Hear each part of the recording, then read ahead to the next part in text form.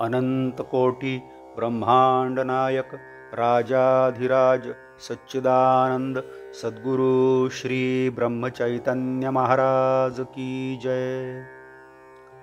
Shriram Samarth. 6 September Ram करता या भावनेने समाधान मिळते। पहाटेची वेळ खरोखर फार चांगली। ह्यावेळी कोणी मानसपूजा करीत असतील तर फारच उत्तम। दुसरे कोणी यावेळी झोपेत असतील तर आणखी कोणी मनोराज्यही करीत असतील। पहाटेपासून तो रात्रीच्या झोपेपर्यंत, मग तो राजा असो किंवा रंक असो, सर्वांची एकच धडपड चालू असते आणि ती म्हणजे समाधान मिळवायची। प्रत्येकाच्या जीवनाला समाधानाची ओढ लागलेली असते। वास्तविक खरे समाधान हे कशावरही अवलंबून नाही, ते राम करता ही भावना बाळगल्यानेच मिळू शकते। समाधान मिळवायचे एक अत्यंत सोपे साधन सर्व संतांनी स्वतः अनुभव घेऊन आपल्याला सांगितले आहे, आणि ते म्हणजे नामस्मरण। खरी तहान लागली म्हणजे सहजपणे कोणत्याही नदीचे पाणी प्यायले तरी तहान भागते।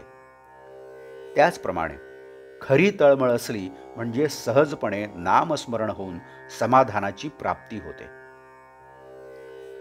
पहाटेच्या वेळी केलेला अभ्यास चांगला होतो असे म्हणतात, तेव्हा या नामस्मरणाच्या अभ्यासाला आपण पहाटेपासून सुरुवात करूया। काकड आरती झाली म्हणजे देवाचे स्मरण संपवावे असे नाही, किंवा सारखी काकड आरतीच करावी असेही नाही। भगवंताचे अखंड स्मरण आणि भाव पाहिजे, यात सर्व काही आले। मला खात्री आहे, तुम्ही आवडीने आणि तळमळीने हा अभ्यास चालू ठेवाल तर राम तुमचे कल्याण करील। नाम घेत असताना इतर विचार मनात येत राहतात अशी सर्वांचीच तक्रार आहे।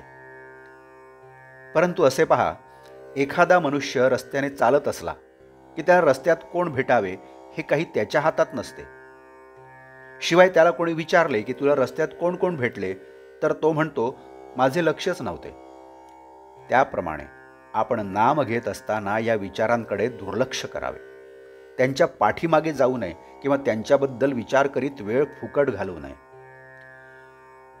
मला विचार विसरला पाहिजे असे म्हणून का त्याचे विस्मरण होणार आहे?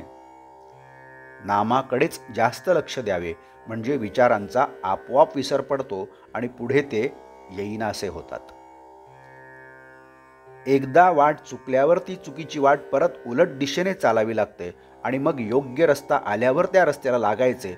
हाच अभ्यास आणि हे सर्व ध्येय गाठेपर्यंत चालू ठेवणे हीच तपश्चर्या। ब्रह्मानंद बुवांनी खरी तपश्चर्या केली। ते एवढे विद्वान, परंतु त्यांनी आपली सर्व बुद्धी रामचरणी लावली। जगातल्या इतर गोष्टींपेक्षा हे केल्याने आपले खचितच कल्याण होईल असे वाटले, म्हणून त्यांनी हा मार्ग पत्करला आणि त्याला सर्वस्वी वाहून घेतले। तेव्हा मोठे साधक ज्या मार्गाने गेले त्या मार्गाने आपण संशयरहित होऊन चालावे, त्यात आपले कल्याण आहे। आजचे बोधवचन: नामात रहा आणि राम करता ही भावना दृढ करा। जानकी जीवन स्मरण जय जय राम। नमस्कार।